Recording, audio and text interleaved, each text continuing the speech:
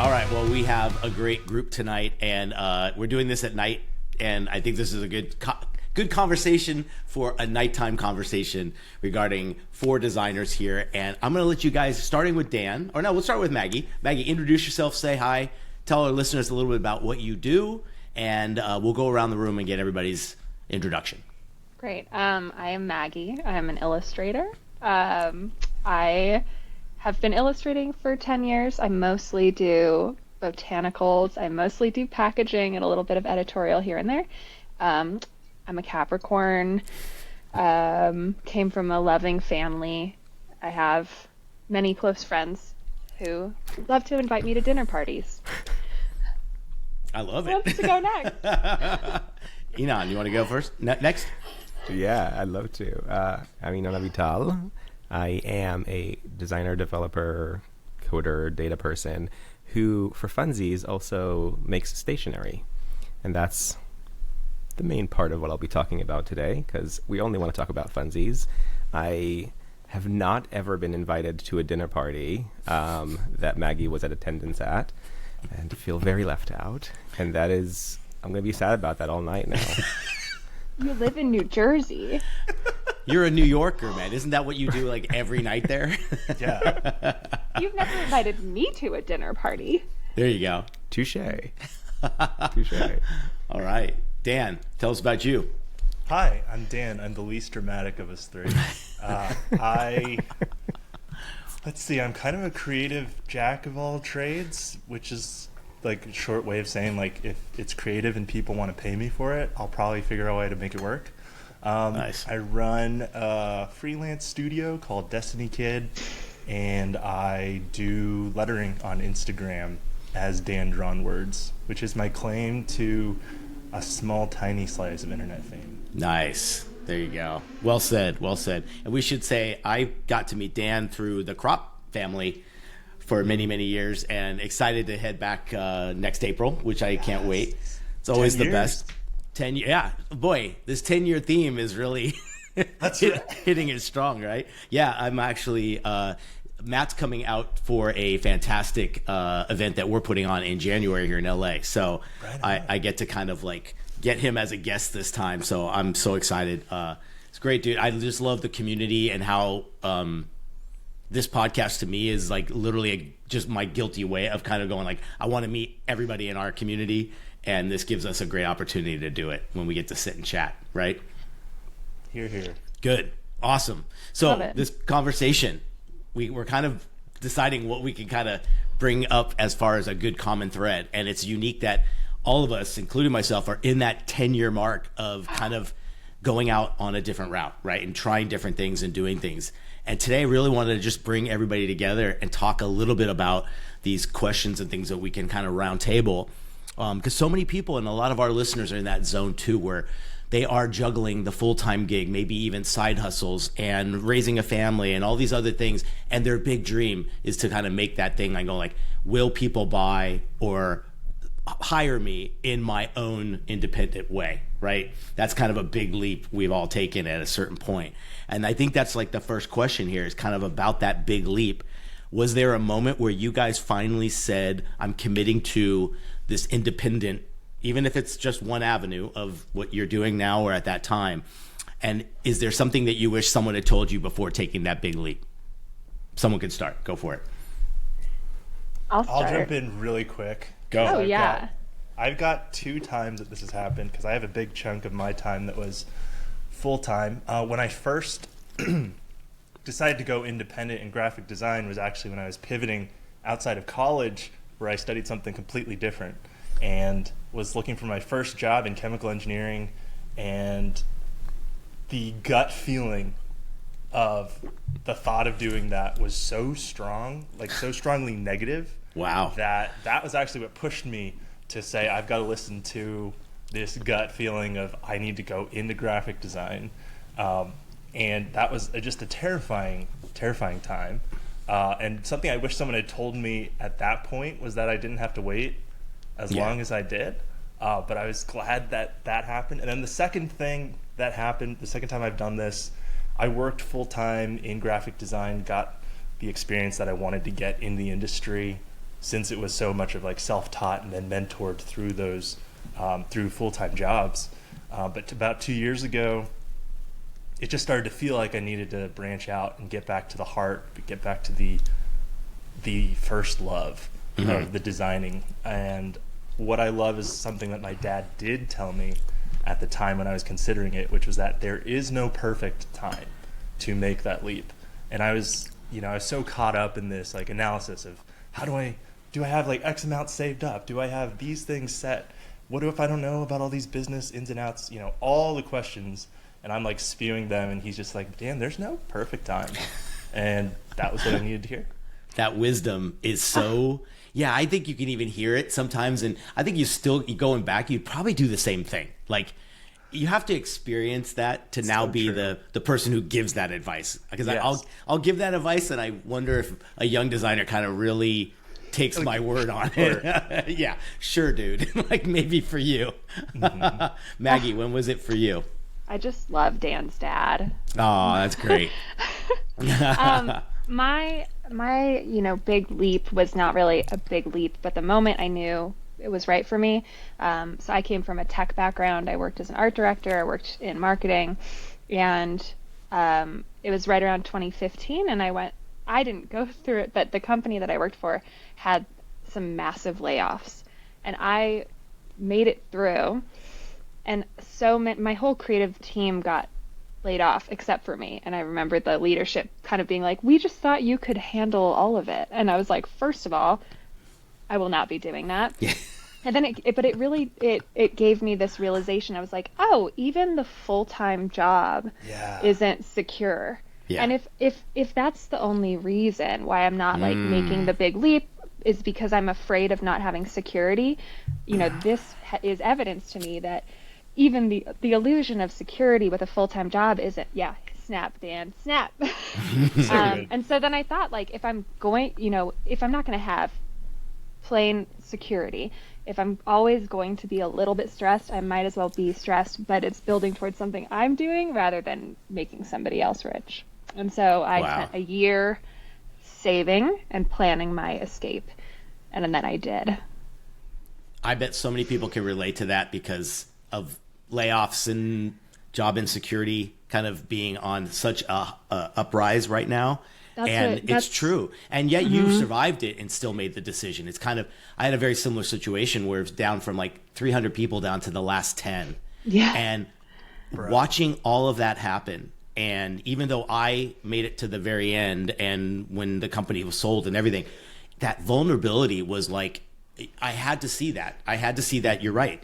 Even that thing is not 100% and foolproof. I mean, the idea of also them putting what should have been a whole creative department on one person, I thought, like, okay, well, if I'm doing everybody else's jobs, I might as well be doing all the jobs for myself. Yeah, let's just wrap up all that salary into mine too before I quit. I agree. All right, Enon, what do you got? Oof, I guess not as exciting or as clear cut as the helpful guidance that you've had from your ups and downs. For me, the start was a bit more of, let me experiment with something new. Let's play with something that I'm interested in. Oh, yeah.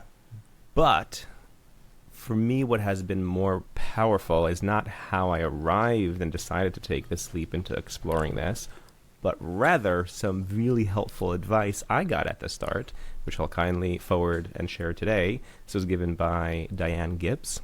Happily credit the person who helped me a lot with this decision. Some of you know her. She's incredible educator who is a very good design thinker and understands what motivates people, what gets people sticking around for stuff. And when she heard that I'm starting to explore making stationery, she said to me, you got to find a way, if you really want to do this, to figure out how to stick to it for at least 5 years.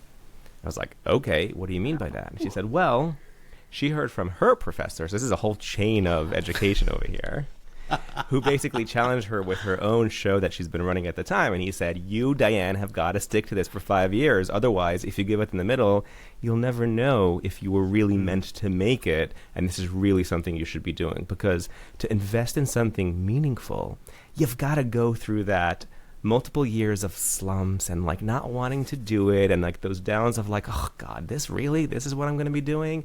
But if you find yourself really sticking to it for those 5 years, regardless of how you're feeling throughout that time, you'll know if it's meant to be at that point once you reach that 5-year mark. Because then you can handle any ups and downs or hurdles because you've gone through them and you came out still in that zone, right? Precisely. You had to do it. Yeah, and it's also the ugly part of any project. Like, you have to go through the ugly, questiony part to get to the good part. So That doesn't end. But you have to give yourself the full project run, right? Yeah. Right. That's great advice. I wonder if that's still, how many years ago was that for you? Like 10 years or so? We're coming off 10-year mark. It worked out. So I'm saying, like, I wonder, like, today's, like, a lot of my students that I teach, I think they want something so quick and they want the answers so quick. I bet the advice now is dropped to like 2.5 years. Like, you know, it's so crazy. Like, are you kidding me? 5 years, 10 years? How on earth can I give something like that a chance? Like, you know, so it's interesting to see how that's changed so much, but it's still, I think that still holds so much value. That's the time. And I'm seeing a lot of people talking about, if you're making a big shift or a big change in your career, wherever you are, that 10-year thing is truly what it's going to take for a lot of time and a lot of effort and a lot of success, a lot of failures, you know? Yeah, and there's so many beautiful things that happen in that 5-year span. Like, I don't know your work as well, Nick, but, you know, these two, I feel like even if you look at our back catalog, I mean, right. I think we met online probably about a decade ago. Like, I feel like we've kind of known each other the whole time. Incredible. And like, when I look at the evolution of our work, I mean, Dan, you know, I love to pitch Dan to anyone that I'm working with. And so I love to just scroll through his Instagram forever and like look at like, really, I like to get like some deep cuts. And I just think, like, when you really see the whole comprehensive picture, I'm not like, oh, wow, you know, he's come so far in 10 years. I think more like, whoa, like, what a, like, vast journey this has been. It's not like it went from bad to good. Like, there are so many cool things in there, and it teaches me that, you know, yeah, we want the fast answer, but also the good parts are within it. Like, it's not about, you know, a 5-year wait. It's truly about the whole 5-year experience. Yeah, I would say also, if you're starting with something, and I love how you frame that, like, there's good throughout, because you're not going to start with something that you have no expertise in or no potential in. We're talking about starting with something that you could totally do, because you've proven to yourself through playing around that this is something that's probably a thing you want to dive into for real, which means that from the start of this 10-year journey, all of us have been at a place where we're like, oh, we feel pretty good about this because we've got something here. Now, is it the same skill set as today? No, it's changed and moved and paved and evolved. But it also wasn't at zero at the start. And I think that if someone's considering, oh, what new thing should I go into? That's not really what we're talking about right now. It's about how can I take this thing that I'm there and then really make it meaningful, bigger, my own, you know, the entire thing that I do, etc. I like the idea of the deep cuts, like you said, Maggie. Like you could go to the bottom of everybody's Instagram feed, and I swear those last 2 rows look exactly the same. I don't care what like discipline you are in creative, but everyone was using the same like those filters, Insta filters, corners. Oh, they were terrible. The shot from above with like the pen on an angle, and then the drawing to the side. Yeah. Oh yeah. Love those. I think I might go and look at everybody we've had as a guest and capture their deep cuts and make, oh my gosh, and bring the thumbnails for bring them. every I'll bring them on and be like, what was going on here? Because I know mine are. I keep them on. I will never delete them. They're so. It's like you said, you want to see your friends succeed. You want to see the evolution of everybody. And it's so encouraging when we all work kind of independently, you know, and I think that's that's one of the good positive sides of social media and everything else, is being able to do that. And it's neat to hear, like, I have so many people in the same boat where it's like we've met 10 years ago, 15 years ago, and still to this day, they're people you talk to almost every week, you know? Yeah. And I feel like even the way that social media has changed, I think there was like a really big heyday, at least in the design world. But what I will say, even though it's so different now, I feel like I used to feel competitive when I saw other people doing stuff I wanted to do, but now, okay, so social media are like, it's worse now. It's definitely worse. 100%. But anytime I see any designer, artist, illustrator doing a cool job, I just think like, yay for us. Yes. You're doing it for all, like I feel so, and perhaps it's a product of, being 10 years in or something like that, but I also feel so excited when I see my peers in the industry getting cool projects, cool work. I think it is only indicative of good things. Yeah. I just feel like I feel like a little bit disheartened about my own online trajectory, but at the same time I'm like really rooting for people like never before. Yeah. So I think there are some good things that have come out of it. It's that sense of like the world is wide enough and there's so much out there. There's so much for everyone work to be doing. Yeah. And the people who are doing the work, like you get to a point where you're just so glad that the energy is carrying on. Totally. Especially when you're feeling kind of burnt out yourself and you're like, oh right, people still love this. Like, Yeah. And I love that I they love love it. this and it's helping me maybe love That's a it great a little point. more again. That's a great point. It's also the humans winning at the end of the day. It's like we'll Yeah. always root that on as artists. Like, oh, absolutely. Person did this. Yes. Let's go. I love it. Fantastic. All right, the second part, the money fear scenario. I think we all could agree. What financial move would save you a massive amount of stress in your first couple of years? And what do you tell people now who are scared to invest in their own either merch, product line, whatever that launch might be? I love the idea of invest because that came up a while ago with a guest, and they said something about never saying cost or never saying price, saying investment, even on your invoices, but when you're talking about yourself, what you've got to experience financially to leap and go and do something for yourself. What move would have saved you time and energy, and what do you tell people now as far as your best advice in starting up something from scratch? Enon, that's you. Use what you've got. I think you need to start with what you have on hand, and I think the investment is in the experimentation. You don't need to have everything at once. Yeah, very often when I post videos nowadays showing my process of making my stationery, I get comments saying, oh, if I had all this equipment, of course I could make this. And whenever I see those comments, I always answer in the same exact way. I say, when I started, 10 years ago now, woo, I was making basically the same exact product with almost no equipment. And that's a really important lesson to have. It's like, sure, I've upgraded over years and I've invested in being able to Cameras. scale. Cameras are nice, sure. Lighting. Right. The All those mic. things. The space that I am in here. This mic is 25 years old, Maggie. I was born with it. Yes, I'm 25. They don't make them like they used He to. used the mic as a rattle. You know, I'm a rock star because I came out with it. I was born for content. Here. Sorry, please continue. In your well-lit studio. For everyone who's listening, I'm in a very well-lit studio using a very professional microphone with a high-quality right. camera. Good call. And all these things, regardless of when I got them, they're all additions and investments that happened slowly throughout time. They're accumulations. The same way that you accumulate experience, you should also accumulate your investments accordingly. They should probably match up to one another. There's no reason to jump into something huge or to put a huge amount of money or to take out loans that are way over your head. There's no need to do that until you've proven to yourself slowly, methodologically, I think I said that right, that it makes sense for you to actually start investing in that way. So start with what you have. Do it minimal. With my stationery, need to cut big stacks of paper. I bought a cheap, crappy, awful, hard-to-use guillotine, or stack cutter, which is a nicer name for it, on Amazon for $120. And at the time, that felt like a huge, scary investment. Nowadays, I have a $2,000 guillotine. It took me many years to get to buy that one. It's far more efficient. I don't have to replace it every few months because it's junk. But that's a really good example of start with something that's minimal, that even at the time might feel big, and you grow slowly into the bigger thing once you've proven it makes sense for you to invest further. Great point.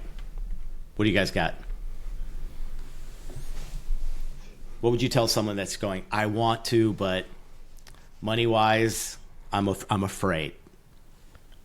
I mean, I feel like my answer is going to be pretty similar in that for me, the investment is time. I also don't need that many materials to do my job, or at least I didn't for the first few years. So, and I will also say that Enon made me a collaborative poster on one of his reels. So I see everybody asking him all the time what tools he's using. So I would just an aside, like 90% of my comments are just questions for him at any given time. But I get a lot of questions as an illustrator asking, what brushes I use, and no offense to anyone that sells brush packs, but I'm like, when I use pen and paper, I used a pen and paper, and when I use an iPad, I use the built-in brushes. Like I've never really been the type to invest more than the bare minimum, and I think it's allowed me to sort of sustain an interest in my career because I'm not constantly chasing. Like I'm really kind of always making do with what I've got in a way that I feel very comfortable. So I do think it's possible to make time your core investment and everything else is secondary. It's sadly not the most exciting answer, but no, that's the most so beautiful good, answer. Because you took it and you switched it from money, dollars, and everything to time, and it's the same thing. It is our any time we invest in it is time we could have been being paid. So you're right. I think it's a wonderful way to look at it for sure. Dan. Yeah, I mean, I think even expanding on the investment of time, like when we're talking about like being afraid to invest in your own new thing, right? I think it's because you're thinking in that product way. You're thinking in that like, oh, I need to assemble these things. I need to have the right tools. And it's not so much, I mean, I think people forget that the process and the passion is going to be important, and the practice, like making sure that this is something you can keep up, this is something you love, and this is something that works. So being able to test and experiment more freely. I think if someone's afraid, someone's like, I want to make t-shirts, and they've never done it, I don't think the first move should be like, buy screen printing stuff, get the top-of-the-line software, like plunge in at that level. I think it's about, investing that time, like Maggie said, and finding ways to like even do it for free for a cause. Oh yeah. People in your life, there are causes all around you that need this kind of thing, and if you can tie it, something you're passionate about, to this new other thing you're passionate about, then you can get those reps in, and if it's working, then you have, you start building that security of like, oh, okay, I could then turn this into a merch thing or a product line, something like that. Mm-hmm. I want to add to that also a very different idea in terms of investment. I think once you start, sharing and finding community, invest in those friendships, because you will probably find that you'll get the most out of conversations with peers and just cheering each other on, and then eventually turning into friendships and having, questions and feedback, more than being on your own. Don't try to go at it alone. Invest in people around you. Yeah, I mean, Dan? Yeah. Think of all the free work you've done for me over the years. You're here. Y'all, We collabed on the best things. Y'all, I have asked Dan to do so much free stuff for me for like half a decade now, and he always says yes. And guess who finally got to pay Dan this year? There you go. She's running the merch right now. Dan really invested in this relationship. That's fantastic. I would say. Yeah, That's he designed great. this, and I paid love that him NPR for it. Two-way street. But I mean, You're like right. it's totally true. Like, so much of the work we've done together has been, quote unquote passion projects. And then finally we found this like great way to collaborate with a paid client. And I finally got to toss some money this man's way, which was long overdue. I wasn't mad That's about great. it. It No, all goes. you were not. It all goes hand in hand. The way you mentioned, make use of those contacts. have those discussions with people, and then you've built this kind of like network of people that you can kind of reach out to that in a certain way. Or it might even be the barter system. It might be doing something for someone and then vice versa, right? And it doesn't have to be financially. And I think I'm sure you guys have all been there once or twice where you've reached out for that first one going like, they're never going to say yes. They're never going to say yes. They say yes. And you're like, now I have nothing standing in my way. I've got to do this. Yeah, I mean, I'm here because Dan's done me so many favors. Amazing. It's good to note. I'm writing this all down, Dan. He was like, "You want to do this podcast?" I was like, "I can't say no to Dan." There you go. No one yes, can. like at least 8 more times. You're like, good thing. You're like, I just paid him, so maybe I don't have to do this thing. Now we're like finally even a little bit. Even. Barely. We're even. There you go. Now you just do these for fun because it makes sense. I love It's it. just the joy of seeing Yeah, y'all. that's great. I want to talk a little bit about this creative identity crisis. So after this decade, how do you guys stay excited about your own style, your own voice, without getting stuck or feeling like your work isn't evolving enough? Or because it is self-driven, obviously your consumers, your customers can probably throw some great feedback, but it's your self-initiative stuff. How do you keep excited about it? I have learned not to overthink it. And I have been through the burnout cycle several times, as I'm sure many of your guests Yes. have. I've been through it so many times now that I was like, enough is enough. Like, I can't. I think I'm learning to see it as a gift, or the true and honest joy of getting to wake up every day and draw beautiful things for a living, and not squander that energy, perhaps. Like, even when I am feeling down or feeling any of those just constant feelings that everybody has, that is, the imposter syndrome, or feeling behind, or feeling like you haven't done enough. And then I think I just think like, what? I'm squandering the chance that I have. And I choose a little bit of like radical joy. And it works for me. I don't know if that works for everybody, but I just kind of have to slap myself across the face a little bit and be like, what you are complaining about, you would have been so happy to have. Wow. 3 years ago, 5 years ago, 10 years ago, you would have like not believed it. So let's like maybe just not be grumpy now. Yeah, this 2025 was my year of that on repeat. There's so many times I said to myself, are you fucking kidding me? You're complaining about that right now? 5 years ago, 2 years ago, whatever, you would have dreamed for this. But I also wish I would have done that like 5 years ago. Like, True. I'm coming from a very, probably hyper positive place now, but like the grumpy me that existed the previous versions of her, I still want to slap her. Because she should have really gotten her shit together and been more joyful. I love it. Yeah, but this is the hardest advice to actually like take on if you haven't gone through every that. Day. Exactly. You have to learn how to fight it, and just hearing about it as someone perhaps younger who's starting out, it's really hard to really understand it until you've gone through those really deep, dark phases. Yeah, exactly. The mentioning the burnout was sort of that's an important point there, because the lows were real low. Right. Mm-hmm. Yeah. How about you guys? Anything as far as keeping excited about what you're working on, the self-initiated kind of work? Dan. I feel like the best choice that I ever made was when I started out making like content on Instagram. It was really by accident. I had no strategy or plan except that I wanted to make sure it stayed fun. And if it wasn't fun, I wasn't going to post. Mm-hmm. And I wasn't going to feel like there was a pressure on me to do the things. The analogy I like to think of is the sandbox. Like, Instagram is my sandbox. It's just where I go to play and explore and chase what feels fun. I don't typically put like my client work. Like, there's very little actual client work on my Instagram. I try to keep it like, this is where I explore and where I push myself when no one else is pushing me. Because it's really hard it's really hard to do things that you are loving when you feel like someone else is applying the pressure on you to do that.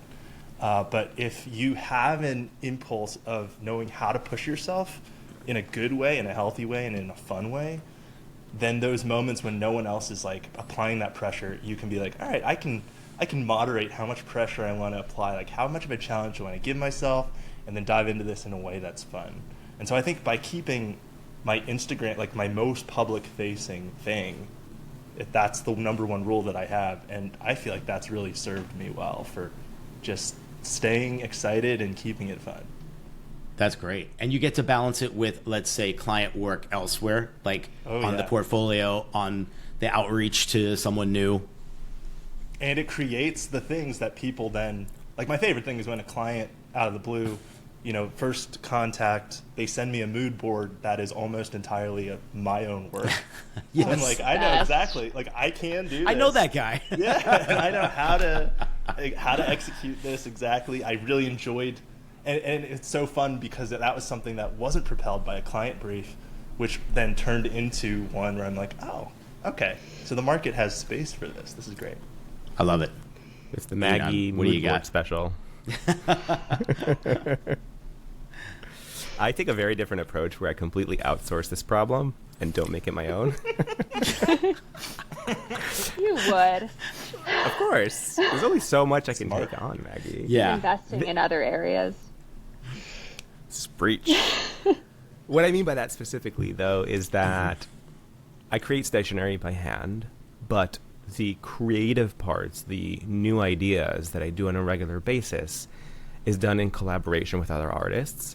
And the main reason why I keep on doing that is because it allows me to basically offload that creative decision making. It also keeps things wildly interesting because I get to have different viewpoints that I would never have had on my own. And there are other fun reasons why I do it as well.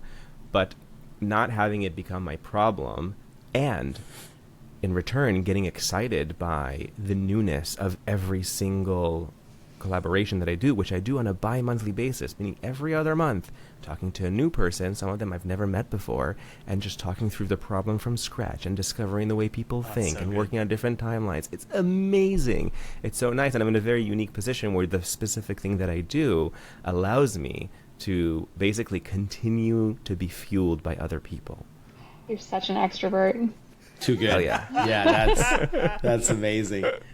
I think you could be. It's almost like the introvert. That would be the massive cheat code for an introvert that would have that issue, because it's like you're being forced to collaborate and do that with someone else. But what a great answer to the fact that you're building half of your world does not have to worry about how excited you are on the creative side.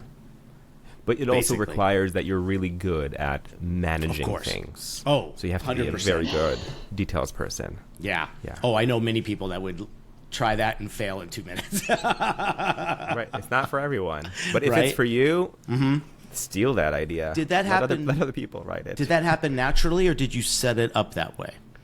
That happened thanks to Eric Friedensen, who was the first person who reached out to me. I'm just dropping names today, baby. Me I too, love it. dude. He was the first person to reach out to me too. No way! That's we our- met we at met Eric's because of house. Eric. Wow. Yeah. At a thing that he ran, at a show that he gathered a bunch of artists to create love you, art Eric. around a theme. Hell yeah. He's also like doing it on a birthday, I think. Anyway, happy birthday, Eric! Yeah. I love He that. reached out to me and said, hey, you want to collab sometime? And I said, what do you mean? And that was it. That started off many years of doing this, and I haven't looked back. Like, basically, from the time he collaborated with me, I've been in a nearly continuous, nonstop collaboration spree. That's Wow. cool. I love how that happens organically. Like, a lot of times the best things that I know artists have great stories about are the things that kind of came out of organic conversations and Right. collabs like that, where it's like so much you want to plan, but the beautiful things happen when it's just, you just like take your hand off the wheel and be like, what's this? Oh, we could do that now? Because there's no rules? Go. Yeah, I love to do free work. It's one of my passions, and both of them are laughing for good reason also.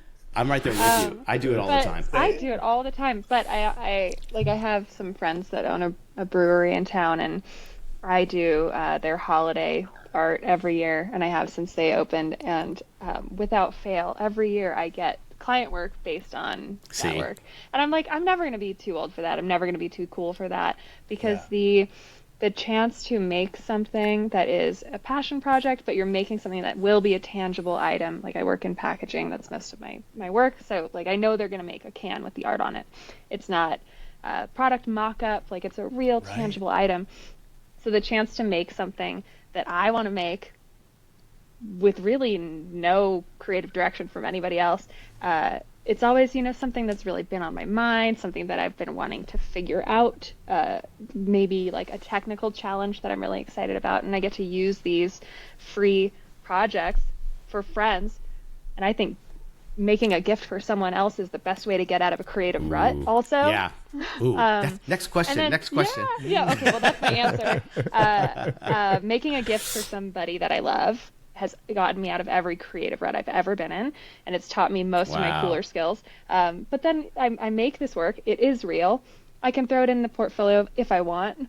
And if I do put it in, I'd say 99% of the time I get real client work based on that. Yes. And I don't know. I Yeah. feel like there are a lot of people who, are like, don't work for free. And I'm like, or do. Or do. If you want. Strategically. So, yeah, Yeah. you nailed it, Dan. It has to be that. Like, I Yeah. think we could do a whole series on people who have the passion project or something that they did without being paid was the catalyst for something huge. Oh yeah. Always, And right? sometimes it's not as fun to accept money for something, because then it makes it Yeah. not fun. I'd like to say that. That's But a the t-shirt. reverse Nice. of that- That's going to be on Dan's Instagram tomorrow. I can just see it. Words of wisdom right there. That's so good. That's so good. You did lead me a little bit into the next question, and it's perfect timing there. So the idea of like client or financial drought. What are your smartest tactics for creating momentum when nothing's happening? Like, I think that's one of the hardest struggles I see people do. Particularly, I got 3 emails today from trusted colleagues saying like, anything on the horizon, I'm in a drought. When you're in that zone, what are your tactics to keep that, even if it's just your spirit and the momentum alive? What do you do other than do free work for your friends? Because that's a killer. Does anyone else want to take that first? I don't have a good answer for that at all. Oh, Yeah. So Okay. you're still struggling. I will have to answer 2 parts. I'll try to keep it Yeah. snappy. Because there have been distinct times for me in my career where I have felt the drought. These days, when I have the drought, I'm like, ooh, rest, recharge time, because it is like, I used to struggle so much in that time that I was in such a negative headspace anytime there was this creative drought, and I can't create good work when I'm in that headspace anyway. So it's like, oh no, I don't have clients. How do I get clients? I guess I need to make passion projects. And then you're not feeling it because you're feeling kind of terrible. And I don't really think good work comes out of that. So then it was even more of an uphill battle to, try to reach out and look for advice, and all the advice is like, make stuff you want to see in the world, and it's like, but I don't feel like it because I'm stressed. Like, it just became this like cyclical model.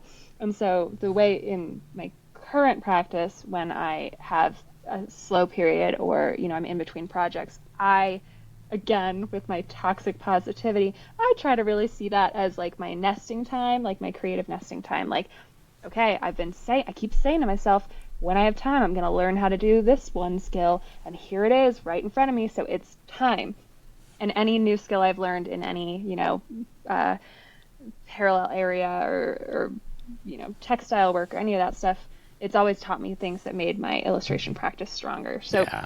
I do the nesting process. But I will say, when I was a younger artist, the down periods were really tough. And I did lean on my community. I leaned on my friends, and really kind of tried to get in on any project that somebody else was doing by like letting it be known that I was available. And that worked pretty well for me. That was the time to do collaborations, like Enon was saying. So a little bit different now, because if I have any downtime, I'm like, I don't even want to look at an iPad. Like, Yeah. at all. Take me far away. Give me a reason. Yeah. Give me something new. or what's that thing I've been putting off for so long Right. Oh, but because that's of the the worst busyness. thing to do when Yeah. the putting off is that like I do not do that during my nesting. This is an important Yeah. distinction. No. Yeah. That is not the time to update your website. If you are in a rut, do not update your website because you'll be like, I am the That's what I worst did all day designer today. that has ever lived on the face of the planet. Why does my work suck? Like, no, you have to be in a good space. You have to have a nice deadline from somebody else to work on your website. You don't do websites in the rut. Yeah. I have Fun my stuff. downtime is only because of the seasonal of my teaching, and that's giving me a few hours back per week once the Yeah. semester ends. So I do have my deadline for the new site and everything. So, but you know what I like about it? It kind of goes back to what you said. It's exercising a totally different side of my brain to do yeah. this, as opposed to creative, collaborative work or whatever else I was doing for this year it didn't seem like there was time off. And now that I have it, I'm putting in the things that make me kind of have to think differently, and it is a refreshing change. You know, You don't seem like you're in a rut. You don't give the energy of a Rut person vibes. who's yeah. I'm not Good. getting those. Good. So you seem good. I call it this is more like downtime because of one of my Yeah. 4 jobs is going to get a little bit slow. I would like to approve your website. Thank you. Work. All right. We all Yay. approve you to continue Yes. that. Dan, what do you got? I feel like it keeps coming back to other people in times when there's like emotional difficulty, and especially when you don't like. I feel like a really good indicator that you need to find ways to be around and with other people is when you are feeling very strong, like you don't want to. Yeah. And so that burnout, like forcing yourself to be with friends, whether they are in the industry or not, and just like getting into life with others, I just feel like there's so much, like you're triggering the serendipity machine that way. The opportunities that come out of that either like give you a new perspective, or somebody helps you, or you realize you can help someone. There's just so many opportunities that come out of that you just like finding ways to get with your friends and get with your peers without the agenda of like fix me. Just being open to what's going to happen, and like collaborations with friends. Again, when you're in a mentally healthy space, that you're not feeling the pressure of like we need to collaborate or I'll die. But because you really want to do something with that person and have that excuse. I just think like if you're hitting that point in that drought, just get out there, go to the networking events, go. Organize a dinner party like Maggie's incredible, famous ones that we've never. World famous. There you I go. was just trying to, establish myself as a cool Culinary person. goddess. People want to have me around. It's true. That's great. It's all about community. All you did is make us sad, Maggie. I have many nice friends who like to have me around, just in case anyone was wondering. Watch all the invites come in. I can't wait. I'd love to be invited to dinner more. Did you have anything as far as that idea of keeping the momentum going when there's nothing going on? It doesn't really apply to me in my area of work because I have the momentum just de facto going all the time. Yes. And so it's built into my process that I set out for myself. Yeah. Good. Kind of similar to the last question. You're like, this is a happy little accident, the way it kind of is set up. That just doesn't happen. Yeah.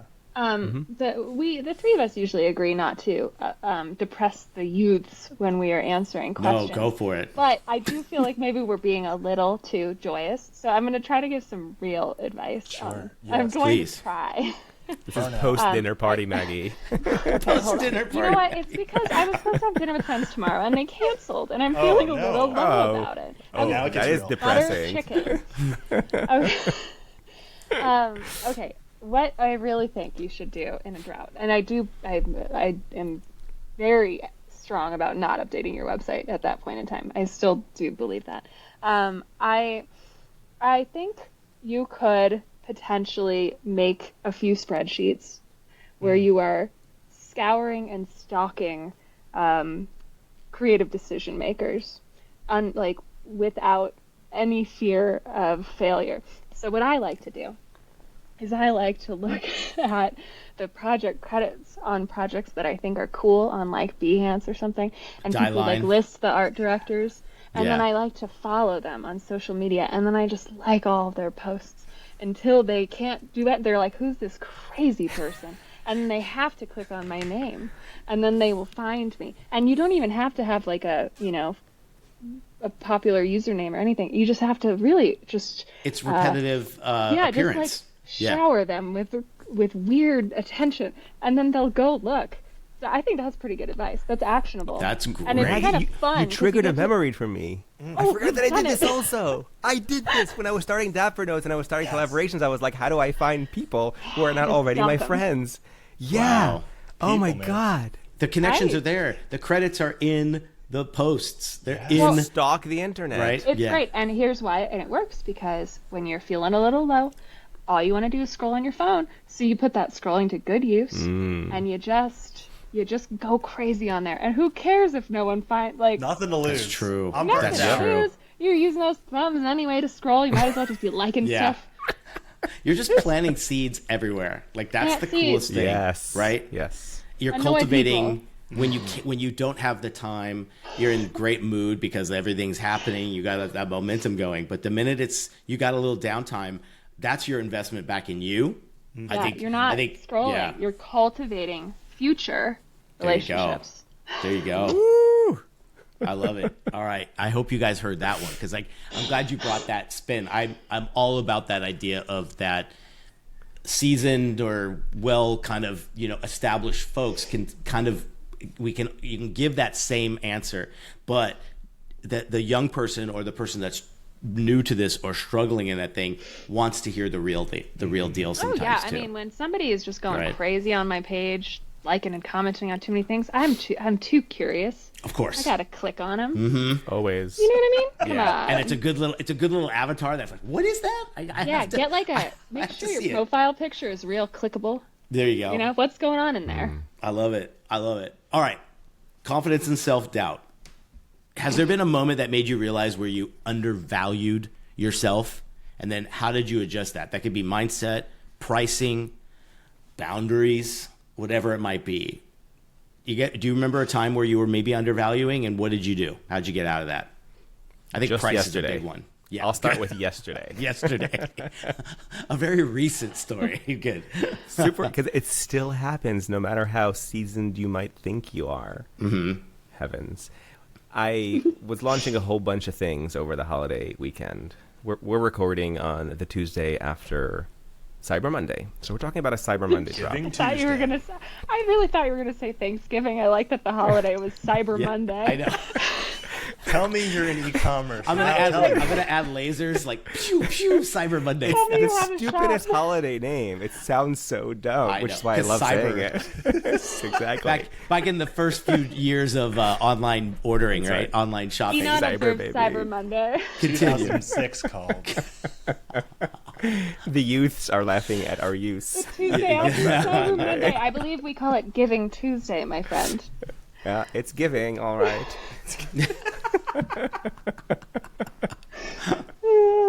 It's giving Tuesday. Okay, how'd you undervalue yourself today? Well, Dan, keep it together. I undervalue myself every day, okay? But starting Hear you. yesterday, I was working on a project with an artist from France for 2 years, a long-term collaboration that was cyanotype prints. It was super complicated. Not going to get into the details. One of the things that we did as part of that collaboration was create notebooks with the original artwork, the cyanotype fabric prints, as the cover, meaning each one was like a unique Oh. artwork piece. That's wild. I'm a Crazy. little nervous. Okay. Absolutely wild. I didn't have a lot of them. We only made 10. I kept one for myself. I gave 2 to the artist. So I basically had 7 up for sale, in addition to other things related to this cyanotype collection. But the originals were up for sale. I had 7 to put up on my website. And I really didn't know how to price them. I didn't really think about them too much. Typically, a notebook of that size I sell for $28.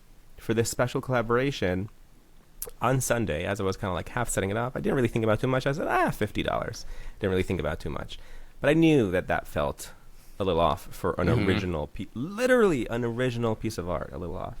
And so, like, before I went to sleep, I was like, you know what? Let me just shift it to 60, which, in hindsight, I think it was a little foolish, because when that went up for sale, before I even got to announce it, people who normally are quite conservative about buying stuff from me snatched them up in a moment, which told me immediately I way undervalued this original artwork. Don't you hate when they buy things too fast? I honestly really do, because there are people, I feel bad, that don't arrive at these sales and drops on time, and are like, oh man, I missed out, and the disappointment comes my way every single time. And all I get is just guilt from people who just didn't get there exactly when I happen to be able to share it with the world. I feel terrible about that. What you need is richer, slower people. Yeah. Or just higher prices. Yeah, which you'd find the richer, slower folks. Though. Exactly. So I'm going to change my target market to Florida only.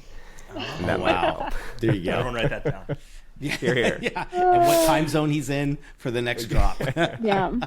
But that in itself, like, as soon Wow. as that happened and it was and all rolled in, it happened to be that Shopify, the platform I used, was having trouble in the back end, so I couldn't even get in to make changes about that I needed that. to. It was a terrible day.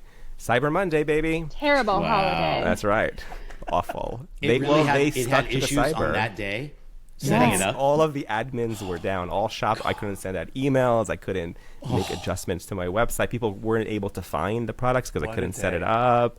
Happy It was Cyber wild. Monday. Am I don't want to right? hear another like Shopify ad in any podcast I listen Yeah. to ever again, like that, because they're just like 80% of YouTube and influencers use us for their shop. It's like, yeah, No, and look I what still happened. recommend it. Like, I still recommend it. It just happens to be Gotcha. that someone did something stupid on the day where they should not have done that. Some engineer there is had the worst day of Yeah. their lives, probably. So So we're just that- laughing about it. But it's interesting that I mean, was your gut telling you even when you did it a little more, or did it come to you a few hours later, like you said, and you were like, oh, no, let me. this was before. Yeah. I've been literally thinking about this for almost 2 years. Like, what am I going to price these at?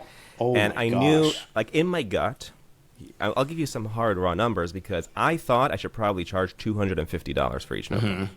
That's That was a like big my cut. gut feeling.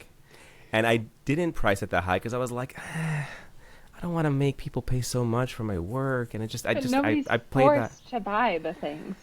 That's the thing. That's the mistake, Yeah, and that's the right. undervaluing that I was doing by putting the onus and that feeling on myself, as opposed to what made sense to value my work appropriately.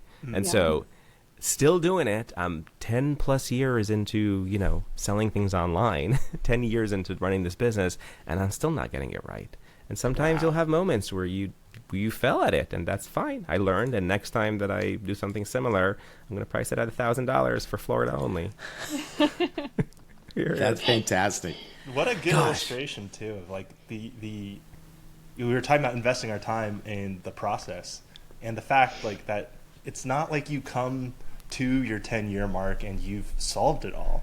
If you have the ability, like it's a constant iterating process. You have to love that if you're gonna stick around.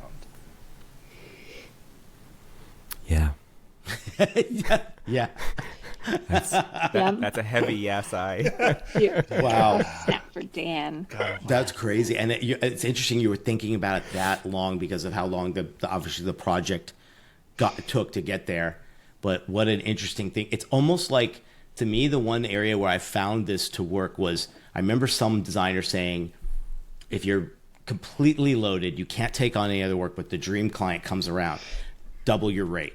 Or if you get a bad sign from the onboarding process that this person might just be the complete headache of a lifetime, triple your thing.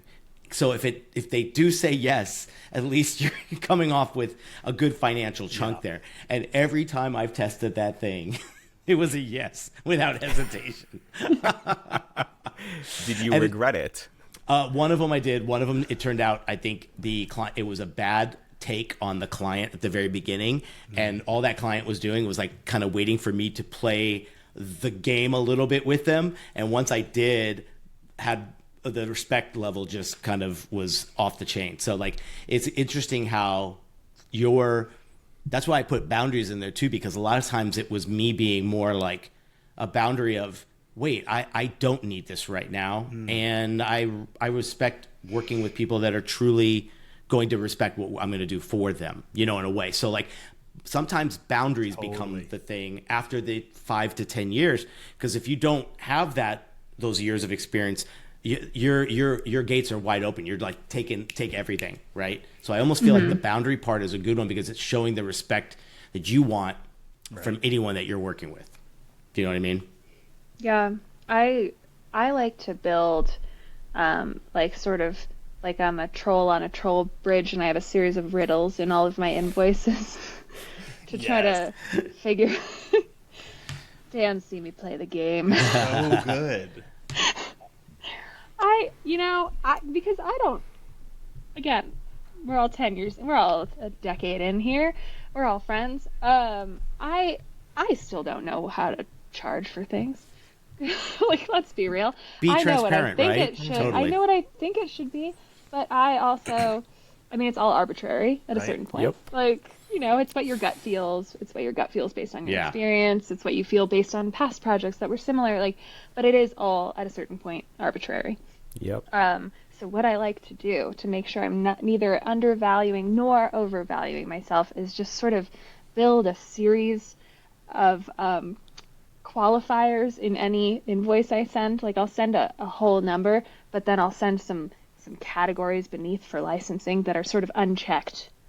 It'll be like, oh, we're unclear still if this is for worldwide use or for limited geography, but I'll still send through a number. And then if they write back and they're like, does this include worldwide?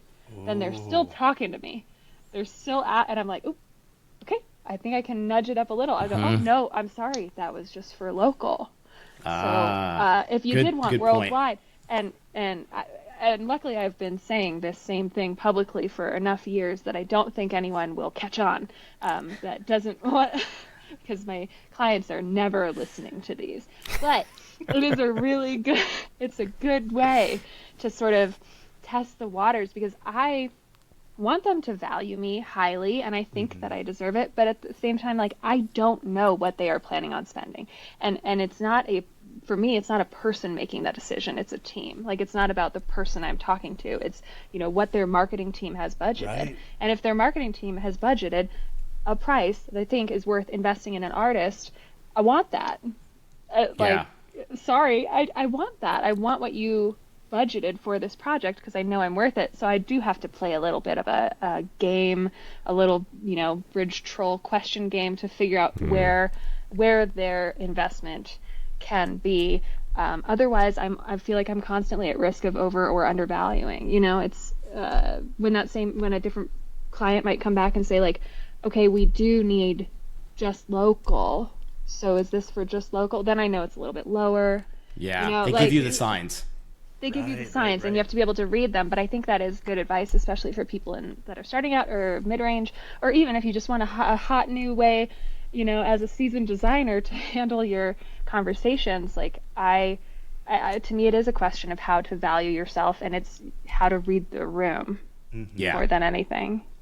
When you don't have that experience of doing it for so many years, I think some young designers, not only do they have trouble talking about the money part of it, they can't even bring it up, let alone they're seasoned enough to know how to read the room, like you were just saying. They get so apologetic. I feel like course. Oh my gosh, they're like, if it's okay, it's gonna be this, but it could also be that, and I'm like, girl. When any young person comes up to me and tells me about a problem they're having with a current project or client, my first question is, show me the agreement. And they go, this was just that conversation on Instagram. I'm like, it was on DMs of Instagram. I'm like, you didn't even take it to like email or something, like, trying to show them the little baby steps, because take it to email. If you're gonna do the bare minimum, at least do it in email, please, because it's at least just a smidge more professional. No one's gonna pay you big bucks over Instagram. Yeah. And no read receipts. You get to take your Yeah. time and be Just like, you're in uncensored. power. Oh, it's just so much more. Like I still to this day I have a few clients that just continue to pop on text, and I'm like, no, we do not do anything on text. Like it just drives me out. And then, but I know that's their world, and I know they're not at a laptop all day. They're going from location to location or wherever it might be. So it's all phone, and they're not email people. I get it. We're friends, Dan. It's different for us. Yeah, yeah. Not a collaborator rule, okay? You had to put an asterisk there. I love that. Like, disclaimer. But I think so many people that haven't even started it, and they're dying to play in that game with that freelance work or something where someone's paying them directly. What are those ways they can really truly feel like, hey, my work is worth it, and yet I have nothing to back that up on? What are the beginning stages to get them the confidence they need to talk money, talk good what they're worth, and bring it up fast? Like, I think what happens is they start working on stuff without the agreement and the price, you know? Oh, I think I have always been brazen in this area. My favorite question, well, first of all, I love to get a client on a phone call or a video call. Yep. Do it. It's Actual huge. voices need to be Yeah, heard. and then on the call, just practice this line. How much were you looking to spend on this project? Is there any budget I should be aware of or conscious of? And then shut term, up. I do not use the term investment. I think it's like that's very nice. It's very cute. I probably will not do it. But it's more on my printed font. When they get it, it says that. But Like you're on right. a sheet No, of that you nailed it. That is the best I'm like, question to ask right there. Is there a budget? Is there a budget that I should be aware of? Yeah. And then, like, the fundraising trick of, like, when you have a money conversation, not even a trick, tip, you ask the question, then you shut up. You shut up. Until they answer. You Say don't start nothing. going, like, because this, or, like, I'm sorry, the apologetic thing you were saying earlier. Yeah. Like, you want to start qualifying it, but you ask them the question about the money, and then you wait for them to answer. And that way, you're keeping the power in that moment, honestly. Well, Which is and it also, critical. to me, is more respectful than anything. Like, who was I hiring the other day? I was hiring somebody to do something, and I was looking at like a PR agency, and I had several calls with several different PR firms. So this is me on the other side now. Like, I am the hirer, and I had yes. a couple PR firms Impress that me. just sent me. Well, and it's fun to be on that side. But they sent me their quotes. A couple of them used my language exactly. One of them was like, what was your expected budget on this? And I was like, love that. And I answered. And then another person, she was like, so I think, like, would it be okay with you? Now, we don't have to do it and it was so apologetic from the start that I was like, this is not the PR person for me, because I need someone confident going in there. Oh, dang. Like, it told me about this person, like, what I was going to get out of it. And I Wow. feel the same way. Like, you are hiring me as a professional. You are, in the case of my clients, you are using my work to represent your brand. I'm going to come in confident, and I'm going to come to you with respect for your budget and for your decision making, and I do that without being apologetic. Like, we are both professionals here, we can have this conversation. And I think you really cheapen your work when you don't do that, and when you're apologetic at the forefront. Like, I don't want a $300 wedding photographer. I want somebody who is a professional, who is going to show up, going to do a good job, and knows their value just as much as a hirer as I want, to be hired and respected in that same way. I love it. Yeah. And I would Dan, what add do to you got? that, if you have the experience of having a few, like, the rate for a certain project, for a certain tier of customer, what I like to do is group the budget question with, like, a range that typically a project of this scope can range from, like, 2,000 to 5,000, depending. What budget are you guys looking at? Was that in line with your expectations? Oh boy. Love Classic it. drop. Yeah. I love it. But I think the first time you do that, you're like, what was I waiting for? That was the easiest thing in the world. It's getting past that hurdle of talk, because creatives are not meant to be the numbers people. My favorite line is, I was told there'd be no math in this career, and yet here we are. Like, we're using rulers all the time. Business owners doing, but don't you feel like I love the fact that I'm the most confident probably on the business side, sometimes more than I am on the creative side, because you just have to be that champion for yourself. No one else is going to do it, right? Yeah. I mean, I can't order food at a restaurant without like a large preamble, but I can handle the quoting conversation. Good. That's awesome. I love it. Okay, this last question. Has any opportunity come out of nowhere from you? And how did saying yes impact any kind of long-term gain or new avenues for you? Was there something that came out of nowhere that you're like, damn, I'm taking advantage of this? I think everything feels like it's out of nowhere. It's all special and a surprise. Like, nothing is assumed. I have still never taken anything for granted, honestly. So anytime I get to do something, it's just exciting as, discovering it on my own. One of my favorite quotes about that specifically, right, is like, luck is what happens when preparation meets opportunity. And to just go back to the idea of like building love for the process and investing in people, I feel like what you end up doing is creating all these, I think you said earlier, Nick, too, like planting seeds everywhere. And if you've got all those things out there, then the odds have increased exponentially that something's going to happen. And so I think I'd agree with you. So it's not out of nowhere, is what you're saying. It's almost like it'll feel like that, but you can like trace it back and be like, oh right, that's because I posted that thing and then had that conversation, and then that person and I became friends, and it's this like long connected web. But that doesn't change the fact that like those lightning strike ones that you're like, you never thought it could happen, they feel so good. Yeah, that's true. I love the idea that you could always go back steps and see where the contact info swap of details, whatever it was, happened for something to really happen out of nowhere. Yeah, I can't answer it better than Dan, because you're so right. It doesn't come out of nowhere. Yeah. But also, and I mean, that is really a case for sort of just putting yourself out there in many forms. And I mean, Dan, you do such a good job. Well, obviously, Enon, you do a good job on social. Get out of here. Yeah, Dan, this guy. Get out of here.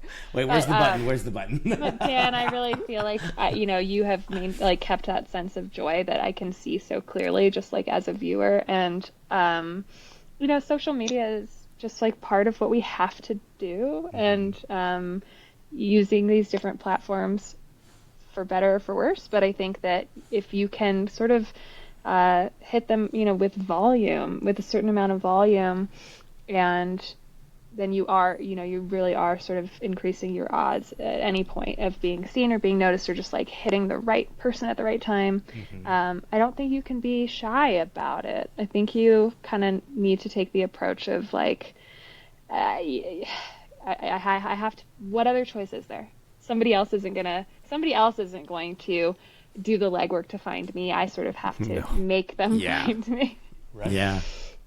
I have to make it easy for them. One of my favorite lines I heard at a talk last year was, "Why not me?"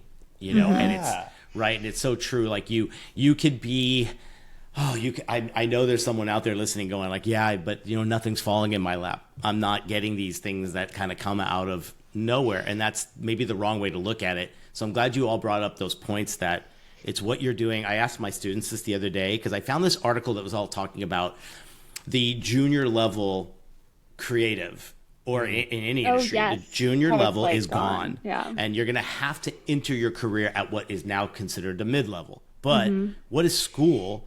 It'll take school 20 years to catch up to that changing trend. So I asked all my students, I said, what are you doing this week to invest in your future? And a few of them had some pretty good answers. I get to introduce them to a lot of people at Adobe, and they made connections with them. Next thing you know, they're chatting with them on LinkedIn. Next thing you know, they were commissioned to do some work for them. Like, that's what you do. You have to find those ways. And so I think it's about taking advantage. I love what you said. Don't be shy. This is your chance. Do it. Yeah. And I think recognizing, I don't know if you've asked this or if it was just in our pre-notes, but I think being really honest with yourself is something like I wish that the person earlier in my career, I could have told her to be honest with myself about what my goals were, because I think a lot of people conflate the like social media popularity with work, and but I would like to note that I think it's also fine if your goal is like notoriety, because I think that a lot of the times people go into the arts, whether it's visual arts or, acting or being a musician, because they want their work to be seen. They feel they're good at something, they have a craft, and they want to be noticed for it.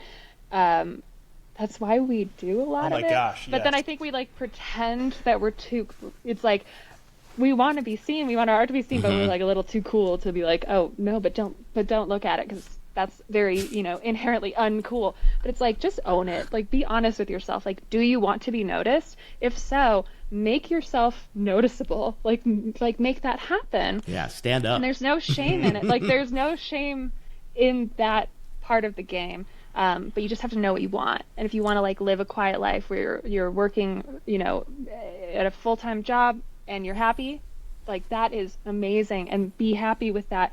If you do have that little part of you that's like, I want to make a splash, like, I want to be known, I want my name out there, like, then you do have to take additional steps that are going to feel uncomfortable, and they're going to put you out on a limb, and they're going to make you feel like an idiot at times.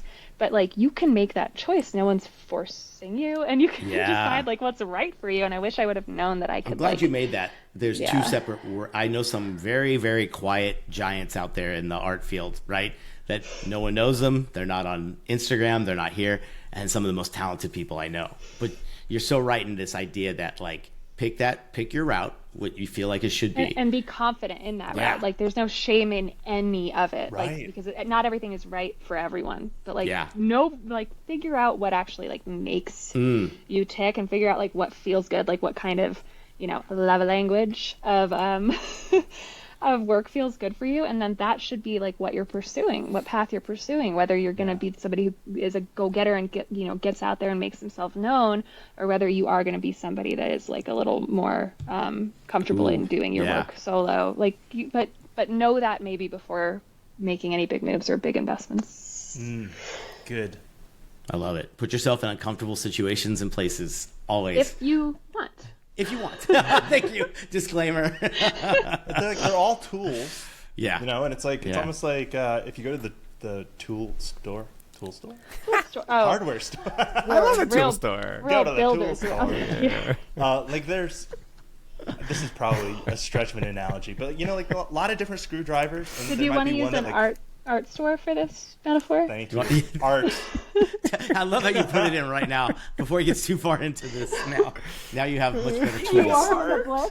Go, Dan, go. Yeah, but like paintbrushes, like there are different tools that will work for you, and that will get the job done. And it's not like, oh, the tool is what decided that it would work. It was the synchronicity of you with the right tools. And that, I think that's just as much true of like the social media, the fame, the quiet, the full-time job, the freelance. What is it going to be that fits with your passion, your drive, your goals? I think your lifestyle. Yeah. That's it. Awesome, guys. Well, this has been fantastic. We hit the hour 15 mark. That was golden. I love it. That was great. Tell them all where they can find you. I'll have links down below, but go ahead and give a plug where they can all find you guys at. Maggie, start. You can find me, if my SEO is working correctly, you should be able to type Maggie Illustrator and find me pretty quickly. But my social media handle is Little Patterns, and you can find me anywhere internets are. All right. Awesome. Enon, where are you at? Look for Dapper Notes anywhere. Perfect. Also, you should be able to look up Enon Illustrator. All right, perfect. Good. And get nowhere. I have no SEO for that. Dan. Don't look up Dan Illustrator. It's not going to work. Dan Drawn Words on Instagram is your best bet for finding me. Also, destinykid.com. But Instagram is really where the fun stuff happens. Fantastic. Well, thank you guys so much again for joining. Dan, Thank thanks for setting you. this up. Pleasure to meet you guys. I'm sure in 5 years from now, we'll have some great stories of other stuff that Reunion. came from this, right? Exactly. Where are we at now? Same place. Same guest bedroom. Same backgrounds. But at least we will have had a party together. Yeah. There you go. A dinner Dan. party. Dinner butter party. chicken. Ooh, Dan, you owe me a one dinner favor party now. podcast. I'm so doing it. All right. It's on. Go. All right, guys. Thanks so much. Thank you. Thanks for watching the Deeply Graphic Design Cast. New episodes every week? Well, most weeks. Be sure to follow and subscribe so you never miss the latest. Now shut this off and go design some damn magic.